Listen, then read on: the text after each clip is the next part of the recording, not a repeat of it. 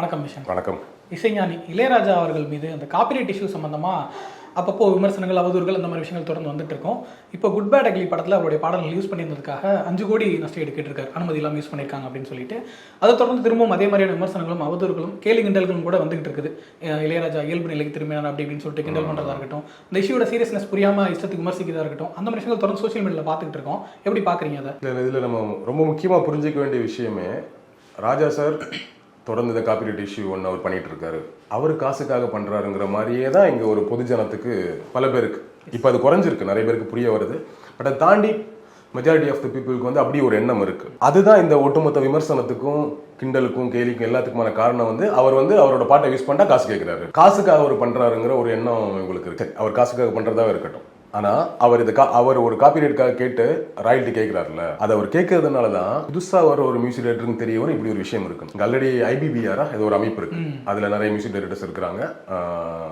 நம்ம பொதுவா இது மாதிரி வேற மியூசிக் டைரக்டரோட பாடல்களை யூஸ் பண்ணோம்னா நம்ம அங்க முறைப்படி அனுமதி வாங்கணும்.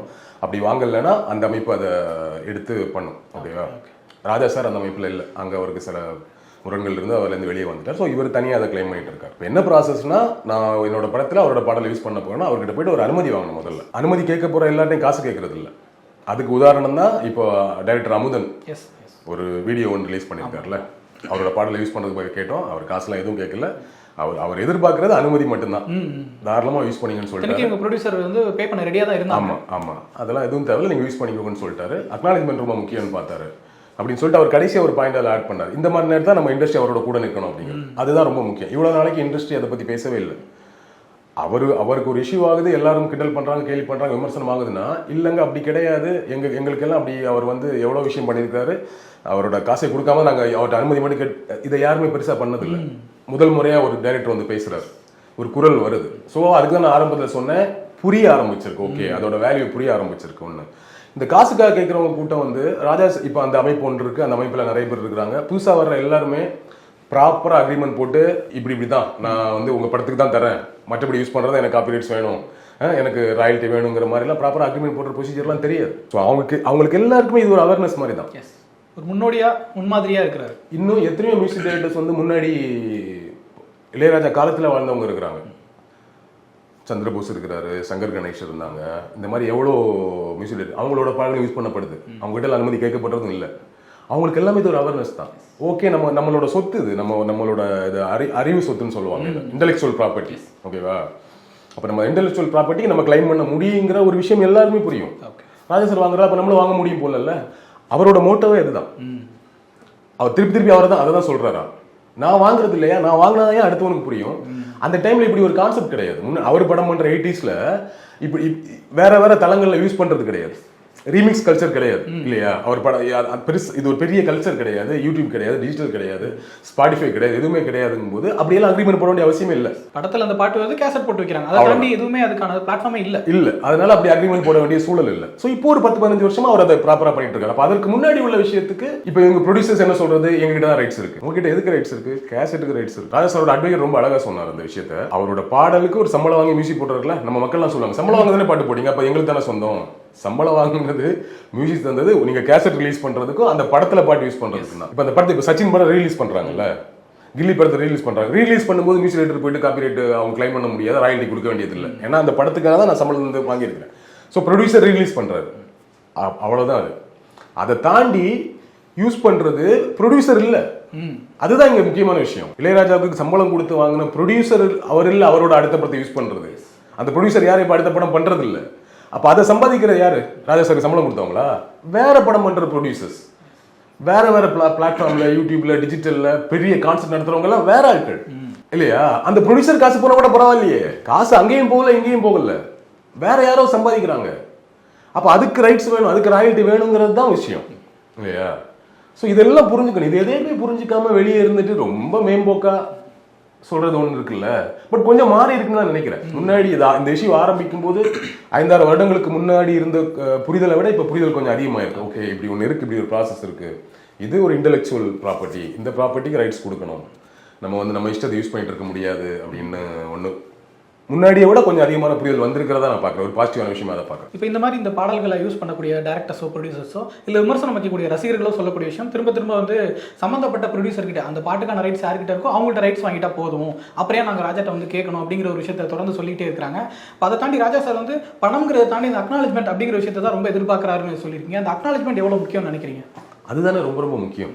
நான் தான் முன்னாடி சொன்னேன் இல்லையா, போய் கேட்குறவங்க கிட்ட எல்லாம் காசு கேட்கறது இல்லை. அவர் ப்ரொடியூசர் கிட்ட நாங்கள் வந்து அப்ரூவல் வாங்கிட்டோம்னா ப்ரொடியூசர் அப்ரூவலே கொடுக்க முடியாது. அவர் அந்த படத்துக்கு மட்டும் தான் யூஸ் பண்ண முடியும். அது நீங்கள் வேற எடுத்து யூஸ் பண்ணீங்கன்னா அது ராஜா சார் கிட்ட தான் கேட்கணுங்கிறது ரொம்ப சிம்பிளான கான்செப்ட். ஏன்னா அவரோட ப்ராப்பர்ட்டி அது. ஓகேவா, அவர் அவங்களுக்கு கொடுத்தது கேசட்டுக்காக, அவங்க படத்துக்காக தான். அதை அவங்க யூஸ் பண்ணல, நீங்கள் யூஸ் பண்ணுறீங்க அப்படின்னா நீங்கள் அனுமதி கேட்கணும். ஓகேவா, அது ஒன்று. இன்னொன்று வந்து இந்த அக்னாலஜ்மெண்ட் இல்லையா, ப்ரொடியூசர் கிட்ட நீங்கள் போய் கேட்டீங்க.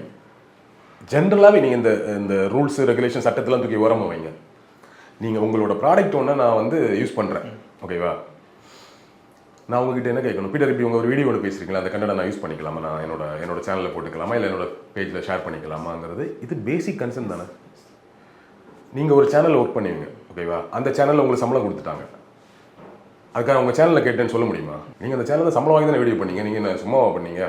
நான் அங்ககிட்ட பேசுறேன்னு சொல்கிறது நாகரிகம் கிடையாது. அது அவரோட அறிவிலிருந்து வந்த கண்டென்ட் நமக்கு தெரியும் இல்லையா. அப்ப அதை நான் யூஸ் பண்றதுக்கு உங்ககிட்ட தான் ஃபர்ஸ்ட் கேட்பேன். நீங்க தான் சொல்லுவீங்க, நான் எனக்கு ஓகே தான் தலைவரே, மேனேஜ்மெண்ட்டை போயிட்டு ஒரு வார்த்தை சொல்றேன், நீங்க தான் சொல்லுவீங்க இல்லையா. அதான ப்ராசஸ், அதான கன்சர்ன். எதுவுமே இல்லாம நான் என்ன சொல்றேன், சின்ன படங்கள் நிறைய படத்தை யூஸ் பண்றாங்க. ஏன்னா அவங்களுக்கு வந்து ராஜா சார் எப்படி ரீச் பண்ணணும்னு தெரியாது, இந்த ப்ரொசீஜர் தெரியாது. சரி, சின்னதாக ஒரு 2 வரி தான் யூஸ் பண்ணிக்கலாம் அப்படிங்கிற மாதிரி யூஸ் பண்ணிக்கிறாங்க.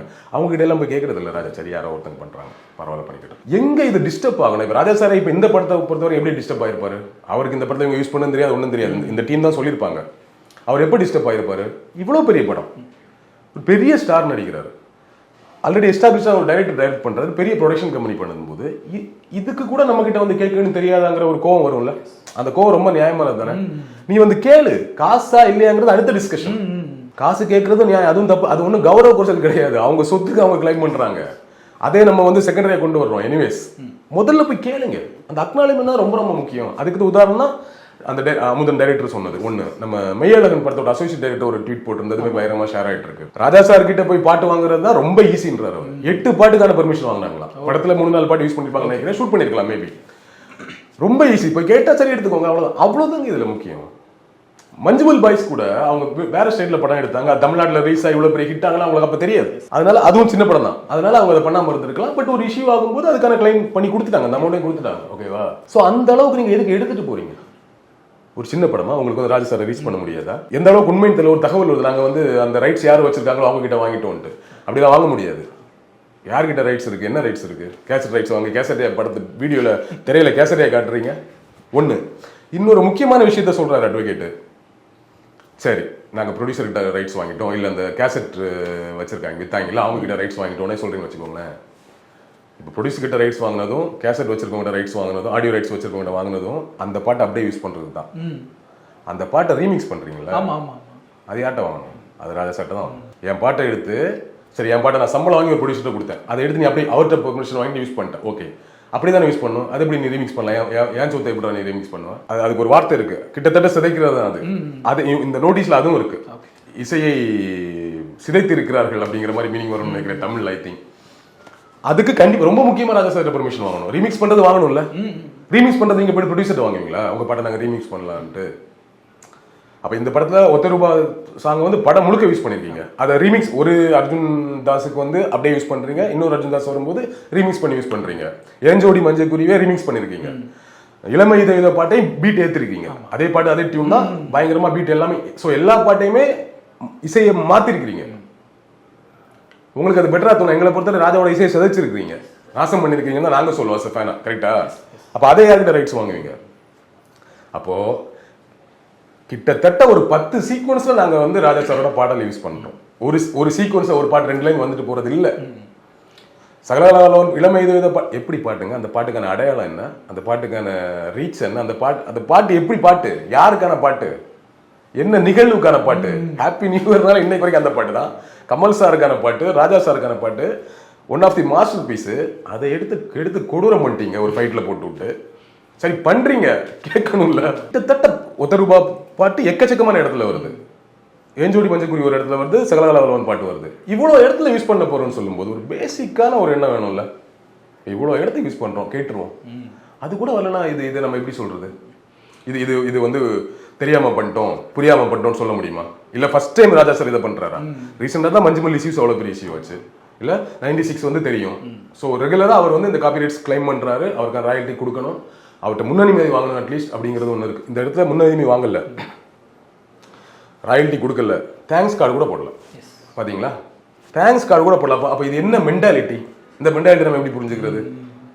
இவ்வளவு தூரம் ஆடியன்ஸ் இன்னைக்கு செலிப்ரேட் பண்றதுக்கு ரொம்ப முக்கியமான காரணமா அந்த பாடல்கள் இருக்கு. அது என்னவா வந்திருக்கு, நமக்கு விமர்சனம் இருக்குங்கிறத தாண்டி ஆடியன்ஸ் இன்னைக்கு செலிப்ரேட் பண்றாங்க. இந்த படம் என்ன ரீச் ஆகணுமோ அதுக்கு இந்த சாங்ஸ் எவ்வளவு ஹெல்ப் பண்ணிருக்கணும். ஒரு பேசிக் தேங்க்ஸ் கூட இல்லைன்னா எப்படி அதை புரிஞ்சுக்கிறது? தேங்க்ஸ் கார்டு கூட போடல, தேங்க்ஸ் கார்டு கூட போட மாட்டோம், அனுமதியும் வாங்க மாட்டோம், நாங்க பாட்டு யூஸ் பண்ணோம் 43 இடத்துல அப்படின்னா இதை எப்படி சொல்றது? என்ன சொன்னாலும் தப்பாயிடும்.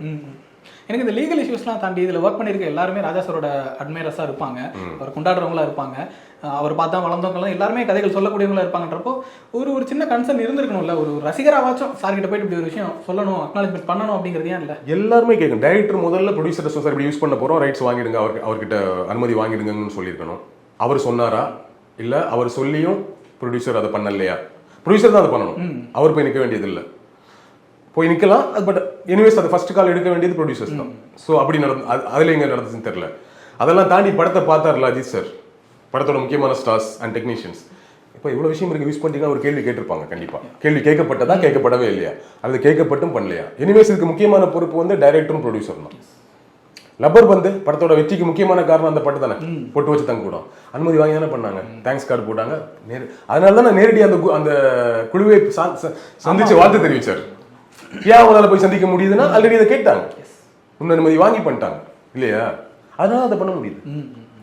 நீங்க 1000 ரூல்ஸ் பேசுங்க, நாங்க வந்து காப்பிரைட்ஸ் அங்க இங்க அதெல்லாம் கிடையாதுன்னு நீங்க பேசிட்டு போங்க. அப்போ இங்க இருக்கக்கூடிய பப்ளிக் வந்து இது எதுவுமே தெரியாம ஒரு பப்ளிக் ராஜா சார் மேல விமர்சனம் பண்ணது இல்ல, அவதூறு பண்ணது இல்ல, அந்த இடத்துல ஒரு ஆளா இருக்காங்க. இந்த குரூ அந்த கூட்டத்தில் ஒரு ஆளா தானே இருந்திருக்கிறாங்க. அப்படி எப்படி இருக்க முடியும்? அவர் ஒரு பாடல்களை இவ்வளவு தூரம் யூஸ் பண்றோம், இவ்வளவு தூரம் அதை வந்து அட்மையர் பண்றோம், ஆனா அவரை மதிக்க மாட்டோங்கிற ஒரு மைண்ட் செட் எப்படி? ஒரு அடிப்படை ரசிகன், அந்த அவரோட இசையால நான் வாழ்றேன், அவரோட இசை தான் என்ன வாழ வச்சுட்டு இருக்கு, எனக்கு பல நேரங்களை காப்பாத்துக்குங்கிற அடிப்படை ரசிகன் இருக்கக்கூடிய ஒரு நன்றி உணர்வு இருக்குல்ல, அந்த நன்றி உணர்வு கூட இல்லைன்னு என்ன இது அப்படிலாம் வாங்க வேண்டியதில்லை, அதுக்கு தான் வேற ரூல்ஸ் இருக்கு அப்படிலாம் அப்படின்னு ஒன்று அப்படிங்கிற மென்டாலிட்டி நான் இல்லை. நம்ம படத்தை ரிலீஸ் பண்ணுவோம், கேட்டால் பார்த்துக்கலாம். இதுதான் இது தாண்டி வேற என்ன இருக்கு சொல்லுங்க? இதில் வேற ஏதாவது ரீசன் இருக்கா? நான் சொன்ன மாதிரி ஒரு பாட்டை 2 லைன் யூஸ் பண்ணீங்கன்னா சரி ஓகே யூஸ் பண்ணிட்டாங்க. நடுவில் சீனு ராமசாமி ஒரு இன்டர்வியூல சொன்னார் தெரியுமா, ஏஆர் ரஹ்மானோட பாட்டு 2 லைன் யூஸ் பண்ணி 75 லட்சம் ரூபாய் கேட்டாங்க, இதுல 5 கோடி ரூபாய் கேட்கறேன்னு சொல்றாங்க. 2 லைனுக்கு 75 லட்சம் ஒருத்தர் கேட்கும்போது படத்துல 43 இடத்துல பாட்டு யூஸ் பண்ணிருக்கீங்க, 50 கோடி கேட்கணும் நியாயமா? நீங்க 300 கோடி எப்படி வசூல் பண்ணிடுவீங்க? 200 கோடி தாண்டி போயிட்டு இருக்கு, 50 கோடி கேட்கணும் நியாயமா? 5 கோடி ரொம்ப கம்மியா கேட்டிருக்கோம். அவரு பாவம் சின்ன படம் பண்ற 75 லட்சம் வாங்கி நம்மளால முடியாதுன்னு சொல்லி வேற ஒரு பாட்டை யூஸ் பண்ணிருக்காரு. கரெக்டா? அப்ப அப்படித்தானே மத்த மியூசிக் டைரக்டர்ஸ் இருக்கிறாங்க. 2 பாட்டு யூஸ் பண்ண யாராவது காசு கேட்பாங்க? ராஜா சார் கேட்க போறாரா? இவ்வளவு பாட்டு யூஸ் பண்ண கண்டிப்பா கேட்பாங்க. கேட்டு என்னங்கிற சார் அவ்வளவு முடியாது சார், நம்ம ஏதோ ஒண்ணு பேசுங்க, எந்த பேச்சுவார்த்தை இல்லாம நாங்க பாட்டுக்கு போறதுங்கிறது இது ரீசனா இதை ஒத்துக்கவே முடியாது. இதை வந்து இப்ப கூட புரிஞ்சுக்காம படம் பார்த்துட்டு இவ்வளவு பாட்டு யூஸ் பண்றது பார்த்துட்டு கூட ராஜா சார் மேல விமர்சனம் பண்றவங்களோட அறிவு என்ன என்பதை நம்ம கேள்வி கேட்கணும். அவ்வளவுதான் அறிவு. அதாவது எந்த அறிவும் எந்த புரிதலும் ஒரு இப்படி ஒரு இஷ்யூ இருக்குதா, இது ஏன் என்ன, இதை பத்தி படிப்போமா, இதை பத்தி தெரிஞ்சுப்போமா, இதை பத்தி என்ன சொல்றாங்க அந்த விற்பனர்கள் என்ன சொல்றாங்கன்னு கேட்டு தெரிஞ்சுக்கலாமே ஒரு 1/2 hour ஸ்பெண்ட் பண்ணிங்கிற பொறுமையும் கிடையாது, ஒன்றும் கிடையாது. ஒன்றுக்கும் மெனக்கிடக்கூடாது, யார் வந்தாலும் திட்டணும். அந்த ஒரு ஒரு ஒரு அறவைக்கான மென்டாலிட்டி அது என்ன சொல்றது, யார் வந்தாலும் அவதூறு பேச, அது ராஜா சார் வந்து கொஞ்சம் எக்ஸ்ட்ரா அவதூறு பேசணுங்கிற ஒரு மென்டாலிட்டியில் இருக்கிறது. நீங்கள் ஆரம்பத்தில் சொன்னீங்க ராஜா சார் தரப்பு நியாயம்னு ஒன்று இருக்குல்ல, இதில் எதனால் இதை பண்ணிட்டு இருக்காருன்னு சொல்லிட்டு அது ஓரளவுக்கு மக்கள் புரிஞ்சுக்க ஆரம்பிச்சிருக்காங்க அப்படிங்கிற விஷயம் இப்போ கொஞ்சம் கிராஜுவலாக அதிகமாகிட்டு இருக்குன்னு சொன்னீங்க. பட் இப்போ ரீசெண்டாக நேற்று நடந்த ஒரு ப்ரெஸ் மீட்டில் கன்னட படம் சிவராஜ்குமார் அவரோட படத்தில் வந்து அவர் ராஜா சார் பாட்டு ஒன்று பாடுறதுனால பாடியிருந்தாரு. பாடி முடிச்சுட்டு உட்காரும்போது ப்ரெஸ் ரிப்போர்ட்டர் ஒருத்தர் வந்து கிண்டல் பண்ணுறாரு, பார்த்து ராஜா சார் காப்பிரைட் இதை கேட்டு போகிறார் அப்படின்னு சொல்லிட்டு இப்போ சொல்லிட்டு இருந்தோம்ல, அந்த அவதூறு கேலி கிண்டல் மனப்பான்மை பொதுமக்கள் பண்ணிட்டு இருக்கான்னு சொல்லிட்டு அதை ஒரு ப்ரெஸ் ரிப்போர்ட்டரே கேட்குறாரு அப்படிங்கிறத நம்ம எப்படி பார்க்குறது? இல்லை, அது வருத்தத்திற்குரிய விஷயம் தான். அவர் ப்ரெஸ் ரிப்போர்ட்டர் கேட்கக்கூடாது, அவருக்குமே அந்த புரிதல் இல்லைங்கிறதான நமக்கு புரிஞ்சுக்க முடியுது. யாரும் நமக்கு தெரியல, நண்பராக தான் இருப்பார் கண்டிப்பா இல்லையா, யாருன்னு தெரியல. பட் அந்த புரிதல் இல்லைங்கிறது வருத்தம் தான். ஒரு இந்த விஷயமே புரியாத ஒட்டுமொத்த பப்ளிக் இல்லை, இது புரிஞ்ச பப்ளிக்ஸ் நிறைய பேர் இருக்காங்க. இந்த விஷயமே புரியாம ராஜாமல அவதூறு பேசக்கூடியவங்க அல்லது புரியாமல இருக்கக்கூடிய ஒரு மென்டாலிட்டி இருக்கக்கூடிய அதோட ஒரு ஆளா ரெப்ரசன்டேட்டிவா தான் நான் அவரை பார்க்குறேன். அதை பண்ணியிருக்க வேணாம், அது ரொம்ப ஒரு அபத்தமான புரிதல். சும்மா நான் பாத்ரூம்ல பாட்டு போனா ரைட்ஸ் கேட்பாரா, ஊர்ல கச்சேரி பாடுறவங்கள கேட்பாரா, கோயில் திருவிழா பாடுறவங்கள கேட்பாரா, அப்படிலாம் யார்ட்டையும் அவர் கேட்கறது இல்லை. நம்ம ஊர்ல எல்லா ஊர்களையும் டெய்லி ஒரு கச்சேரி பாட்டு கச்சேரி நடக்குதுல, எல்லா பாட்டு கச்சேரியும் குறையாம 10 பாட்டு ராஜா சார் பாட்டு பாடுறாங்கல்ல, அவர் கல்யாண மேடைகள்லையும் எல்லா கல்யாண விழாக்களையும் அவங்க எல்லாம் கேட்டுட்டு இருக்கிறதா? ஒரு கான்செப்ட் நடத்திட்டு அவரோட பாட்டு 10-15 பாட்டை பாடிட்டு கோடி கோடியா சம்பாதிக்கிறீங்க, அப்ப அவர் கேட்க மாட்டாரா? அங்கதான் கேட்கிறாரு. நீ ஒரு பிராண்ட் வச்சுட்டு ஒரு நிறுவனமா நடத்துறீங்க, அதை டிக்கெட் போட்டு, இப்ப ஊர்ல திருவிழாக்கெல்லாம் டிக்கெட் போட்டு வைக்கிறாங்களா என்ன, அந்த ஊர்ல அந்த மக்களோட மகிழ்ச்சிக்காக ஒரு கச்சேரி நடக்குது, அதுல மக்கள் மகிழ்விக்கிறாங்க, அங்க போய் அவர் கேட்கிறாரா?